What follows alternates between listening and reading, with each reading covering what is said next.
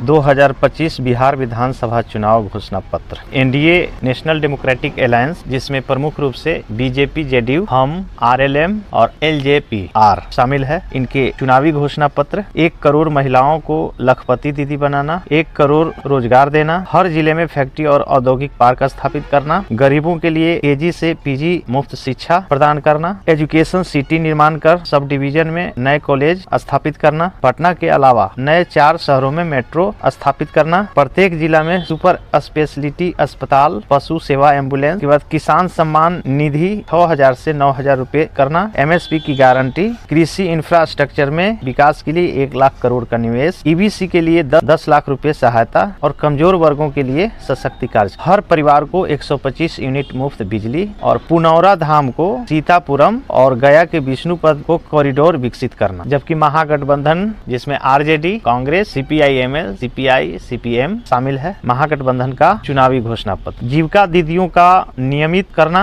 30,000 प्रति माह वेतन, हर महिला के 2500 प्रति माह माई बहन योजना के अंतर्गत प्रदान करना, प्रत्येक परिवार को 1 सरकारी नौकरी देना, 1.25 करोड़ रोजगार का सृजन, शिक्षक भर्ती, स्कॉलरशिप योजना, 136 ब्लॉक में डिग्री कॉलेज की स्थापना, प्रतियोगी परीक्षा फीस माफ करना, प्रतियोगी परीक्षा की पारदर्शिता के लिए कानून बनाना, जिला स्तर पर मेडिकल कॉलेज स्थापित करना, 5 नए एक्सप्रेस वे का निर्माण करना, नए आर्थिक और औद्योगिक हब बनाना, कृषि स्वास्थ्य हब बनाना, छोटे किसानों को कर्ज माफी, निःशुल्क सिंचाई, राष्ट्रीय मानक से अधिक एमएसपी, फसल बीमा और फसल मूल्य का प्रत्यक्ष भुगतान, संविदा कर्मियों को अस्थायी करना, आउटसोर्सिंग कर्मचारियों को परमानेंट करना, पुरानी पेंशन की वापसी, वृद्धा पेंशन, विधवा पेंशन, विकलांग पेंशन में वृद्धि करना, हर परिवार को 200 यूनिट मुफ्त बिजली, पंचायत प्रतिनिधियों का भत्ता दुगना और पेंशन शुरुआत करना, अल्पसंख्यकों के संवैधानिक अधिकारों की रक्षा करना, वक्फ संशोधन बिल पर